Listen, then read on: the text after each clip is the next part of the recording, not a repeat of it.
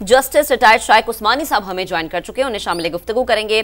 बेहद शुक्रिया समा को वक्त देने के लिए। उस्मानी साहब, कहिएगा, सानह 9 मई में मुलव्विस मजीद 60 मुजरिमान को सजाएं सुना दी गई हैं और ये जो सुप्रीम कोर्ट के फैसले की रोशनी में फील्ड जनरल कोर्ट मार्शल ने सजाएं सुनाई हैं, किस तरह इस बड़े फैसले को देखते हैं आप?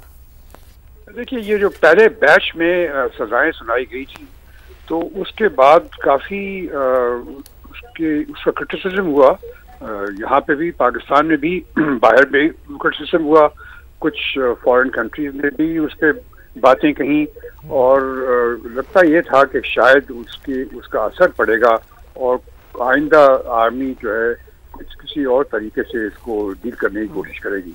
लेकिन ये साफ जाहिर है कि आर्मी के उसूल में इसके खिलाफ है, क्योंकि आर्मी कभी किसी को माफ़ नहीं करती। जो उनके कवायद होते हैं, जो उनके रूल्स होते हैं, उसके तहत वो चलती है। तो उसके लिहाज से उन्होंने बाकी सजाएं बाकी लोगों को भी सुना दी। और मैंने देखा है कोई एक ग्रुप कैप्टन कोई एयरफोर्स का, वो भी इन्वॉल्व है इसमें।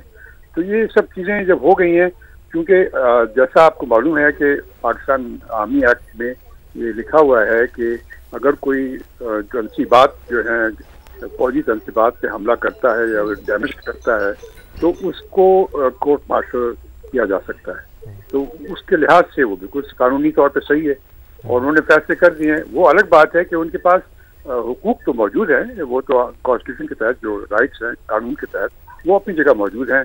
वो चीफ ऑफ आर्मी स्टाफ के पास अपील कर सकते हैं, अगर वहाँ से रिजेक्ट हो जाती है तो फिर वो हाई कोर्ट भी जा सकते हैं और सुप्रीम कोर्ट भी जा सकते हैं। जी अच्छा, जैसा मैं ज़रा चाहूँगा कि आप थोड़ी सी रोशनी डालिएगा कि जो एक आम अदालत में, यानी सिविलियंस की जो अदालत है, उसमें सिविल अदालत में केस चलता है, उसकी नौइयत किस कदर मुख्तलिफ होती है जो केस मिलिट्री कोर्ट्स में चल रहा होता है, उसमें ट्रायल हो रहा होता है? देखिए, होता ही है कि फौज में के जो ट्रायल्स होते हैं उस फर्क ये होता है कि वहाँ पर ये जो हमारे वकील हजरात होते हैं वो अपने क्लाइंट्स के लिए बहुत से ट्रिक्स इस्तेमाल करते हैं, डिले करते हैं, सब कुछ करते हैं। लेकिन वो फौज में नहीं चलता, ना कोई एडजमेंट्स होती हैं, वहाँ डे टू डे प्रोसीडिंग्स होती हैं और बिला वजह वक्त ज़ाया नहीं होता। तो इस वजह से वो लोग ये समझते हैं, इस वजह से लोग समझते हैं कि शायद फौजी ट्रायल जो होते हैं वो नाइंसाफ़ी होती है।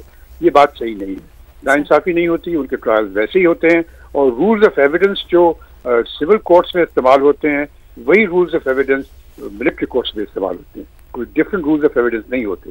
क्रॉस एग्जामिनेशन होता है विटनेसेस का, हर एक विटनेस का, और वो अपने आप को डिफेंड करने के लिए वो बाहर से वकील भी मंगवा सकते हैं। अच्छा, आर्मी के नहीं, ये फौज के नहीं, बाहर के वकील भी मंगवा सकते हैं। तो ये सब चीजें अपनी जगह पर हैं। मुझे तो इसका तजर्बा है क्योंकि मैंने एक दो दफा एडवाइस दी है इस बात पर, मुझे मालूम है कि ये सब चीजें होती हैं। तो ये बिल्कुल नाइंसाफी नहीं होती, उसमें सिर्फ ये होता है कि ज़रा सख्ती होती है कि आप बिला वजह वक्त ज़ाया नहीं कर सकते। सही। शाइक साहब, जब कल्प्रिट डिफेंसिव कंडीशन में है, ये तो एक अच्छी चीज़ है कि चलें उसके तमाम हुकूक हासिल हैं। माजी में भी हमने देखा है कि मिलिट्री कोर्ट में ट्रायल की बहुत सारी मिसालें मौजूद हैं। फिर मुख्तलिफ सियासी जमातों की तरफ से ऐसा कह देना कि कोई शवाहिद नहीं जिसकी बिना पे इन मुजरिमान को सजाएं दी गई हैं, जबकि इस वक्त समा फुटेजेस भी चला रहा है कि किस तरह से जिना हाउस को जो है उस उसमें चीज़ें जलाई गई, जिना हाउस में तोड़फोड़ की गई।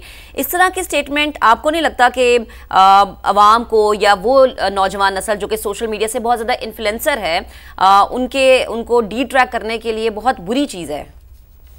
जी देखिए, जिससे मैंने आपको बताया कि आमतौर से ये कॉन्सेप्ट ये होता है और ये लोग यही समझते हैं क्योंकि फौज का अदारा जो है हर एक काम सख्ती से और करेक्टली करता है, तो वो ये समझते हैं कि ये ट्रायल में भी वो कुछ ज्यादती करते हैं और बस अपना धांधली करते हैं। ये कॉन्सेप्ट होता है आमतौर से, क्योंकि फौज का जो तौर तरीका होता है वो हमेशा ऐसा सख्त होता है और आम सिविलियंस के तौर पर नहीं होता। तो इस वजह से लोग ये अपनी बातें करते हैं, लेकिन इसमें बिल्कुल कोई वो सही नहीं है, बिल्कुल गलत है। ये फौज में भी बिल्कुल रूल्स ऑफ एविडेंस जो होते हैं ना, जो हमारा जो एविडेंस एक्ट है, जो कानून शहादत है, वो वही इस्तेमाल होता है जो कि सिविल कोर्ट्स में होता है और इस वजह से सारे रूल्स वही होते हैं। तो फर्क क्या है? फर्क ये होता है कि बस एडजमेंट नहीं होती। अच्छा, जैसा ये भी ज़रा फरमाइएगा कि एक तो कानूनी तकाज़े के हवाले से जो एक आम तासुर पाया जाता है, तो ये भी ज़रा वाज़े कर दीजिएगा, यानी कि तमाम तर कानूनी तकाज़े जो सिविलियंस की कोर्ट में फॉलो किए जाते हैं वही इसी में ही कानूनी तकाज़े पूरे किए जाते हैं, उसके बाद सज़ा और जज़ा का अमल होता है। जी जी बिल्कुल, यहाँ तक कि वो जो आदमी मुजरिम होता है उसको ये हक होता है कि वो बाहर से कोई सिविलियन वकील भी बुला सकता है अपने आप को डिफेंड करने के लिए, उसमें कोई रुकावट नहीं है। ठीक, अच्छा, अब चूंकि थोड़ा सा इसको ज़रा डिफाइन कीजिएगा जैसा हमारे देखने वालों के लिए कि अब इन लोगों को सज़ाएं तो सुना दी गई हैं, अब इनके पास क्या हक होगा? जैसे लोअर कोर्ट से अगर सज़ा होती है तो फिर हायर कोर्ट्स के ऊपर जाता है, फिर अपीलें एक वक्त ऐसा आता है कि अगर वहाँ से भी केस वो अपील नहीं सुनी जा रही, अगर मुस्तरद कर दी जाती है तो फिर आखिरी मौका ये होता है कि सदर पाकिस्तान के पास जाती है अपील। तो यहाँ पर अपील का हक इनके लिए क्या है, किस तरह से होगा वो ज़रा उसको भी थोड़ा डिफाइन कर दिएगा देखने वालों के लिए। यहाँ पर बिल्कुल अपील का फ़र्क है, सिर्फ फ़र्क ये है कि पहली अपील यहाँ पर आर्मी चीफ के पास होती है जी, आर्मी चीफ के पास होती है, और आर्मी चीफ चाहे तो उनको माफ भी कर सकता है, वो उसके पास ये राइट्स होते हैं। वो अगर आर्मी चीफ रिजेक्ट कर देता है अपील उनकी, तो उस सूरत में अब तो एक प्रेसिडेंस हो गई है पहले एक दो दफा केसेस में कि अब हाई कोर्ट में भी रिट पिटिशन में वो जा सकते हैं। रिट पिटिशन में जा करके वो हाई कोर्ट अगर चाहे तो उस सजा को कलअदम करार दे दे, और अगर वहाँ पर वो फैसला सही नहीं होता, उनके मुताबिक नहीं होता, उनकी मर्जी के मुताबिक, तो जिस तरह के रूल्स ये हैं कि हर एक हाई कोर्ट का ऑर्डर जो है वो अपीलेबल होता है सुप्रीम कोर्ट के पास, तो ये भी फिर अपीलेबल है सुप्रीम कोर्ट के पास। सही, हक तो पूरा है वही जो दूसरे लोगों को है।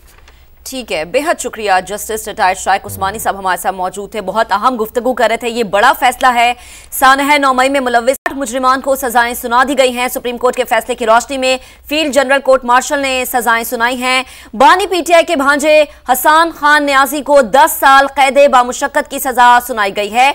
हसन खान न्याजी को जिना हाउस हमला केस में सजा सुनाई गई है, जिसकी फुटेज भी हमने आपको दिखाई है। इसके अलावा मियां इबाद फारूक वल्द अमानत अली को 2 साल कैद बामुशक्कत, रईस अहमद वल्द शफीउल्लाह को 6 साल कैद बामुशक्कत, अर्जम जुनेद वल्द जुनेद रजा को 6 साल कैद बामुशक्कत, अली रजा वल्द गुलाम मुस्तफ़ा को 6 साल कैद बामुशक्कत, राजा दानिश वल्द राजा अब्दुल वहीद को 4 साल कैद बामुशक्कत, हसन शाह वल्द आसिफ हुसैन शाह को 9 साल कैद बामुशक्कत, अली हसनैन वल्द खलीलुर रहमान को 7 साल कैद बामुशक्कत, जाहिद खान वल्द मोहम्मद नबी को 2 साल कैद बामुशक्कत, सोहराब खान वल्द रियाज खान को 4 साल कैद बामुशक्कत की सजा सुनाई गई है। इसके अलावा ब्रिगेडियर रिटायर्ड जावेद अकरम वल्द चौधरी अकरम को 6 साल कैद बामुशक्कत, खुरम लियाकत वल्द लियाकत अली शाहिद को 4 साल कैद बामुशक्कत, जाकिर हुसैन वल्द शाह फैसल को 7 साल कैद बामुशक्कत, अमीन शाह वल्द मुश्तर खान को 9 साल कैद बामुशक्कत, फहीम साजिद वल्द मोहम्मद खान को 8 साल कैद बामुशक्कत की सजाएं सुनाई गई हैं।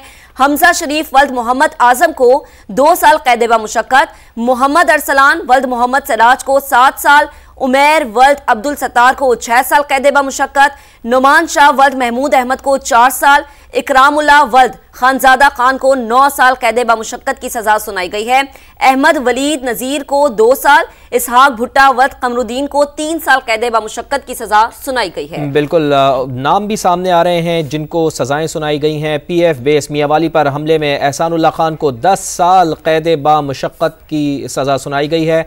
रावाली गेट गुजरावाला पर हमला, मुनीब अहमद को 2 साल कैद बामुशक्कत की सजा सुनाई गई है। फैसलाबाद में ISI ऑफिस पर हमला, मोहम्मद अली को 2 साल कैद बामुशक्कत की सजा सुनाई गई है। इसी पर बात करेंगे, major general retired Tariq Rashid साहब भी हमें ज्वाइन कर चुके हैं। बेहद शुक्रिया वक्त देने के लिए। कहिएगा, एक बड़ा फैसला, और हमने ये देखा कि पहले 25 मुजरिमान को सजाएं सुनाई गई और अब 60। ठीक है, दोबारा से राबता बहाल करने की कोशिश करते हैं। तो वो तमाम मुजरिमान जिन्हें अब सजा सुनाई गई है, 60 मुजरिमान है ये, उनके नाम आपके साथ शेयर कर रहे हैं।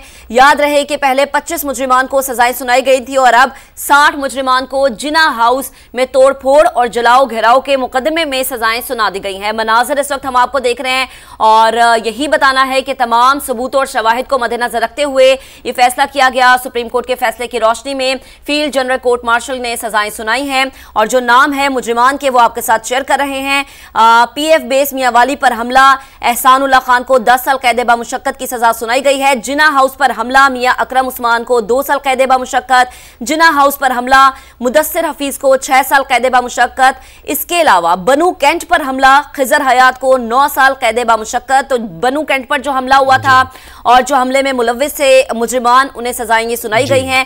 बनू कैंट, इसके अलावा पाकिस्तान एयरफोर्स की जो बेस है मियावाली में, उस पर जो हमले में मुलविस मुजरिमान थे उन्हें सजा सुनाई गई है। और जिन्ना हाउस में जिन्होंने तोड़फोड़ की, जलाओ घेराव किया, वायलेशन की, कानून को हाथ में लेने की कोशिश की, उन्हें ये सजाएं सुनाई गई। बिल्कुल, जिन्ना हाउस पर हमले में मुलविस मुदस्सिर हफीज को 6 साल कैद बामुशक्कत की सजा सुनाई गई है। इसी तरह जिन्ना हाउस पर हमले में मुलविस सज्जाद अहमद को 4 साल कैद बामुशक्कत की सजा सुनाई गई है। इसी तरह बनू कैंट पर हमले में मुलविस खिजर हयात को 9 साल कैद बामुशक्कत की सजा सुनाई गई है। राहवाली गेट गुजरावाला पर हमले में मुलविस मोहम्मद नवाज को 2 साल कैद बामुशक्कत की सजा सुनाई गई है। PF बेस मियावाली पर हमले में मुलविस मोहम्मद बिलाल को 4 साल कैद बामुशक्कत की सजा सुनाई गई है। तो कैदियों की तादाद जो है वो 60 है और इससे पहले 25 जो 25 अफराद थे उनको भी सजाएं सुनाई गई हैं, लेकिन 103 अफराद का टोटल ट्रायल किया गया था, जिनमें से कुछ लोगों को छोड़ा भी गया है। लेकिन आज 60 लोगों को सजाएं सुनाई गई हैं और इससे पहले 25 लोगों को सजाएं सुनाई गई हैं। तो यूं 85 के करीब ये मुल्जिमान हैं जो सानह 9 मई में मुलविस थे। मुख्तलिफ जगहों पर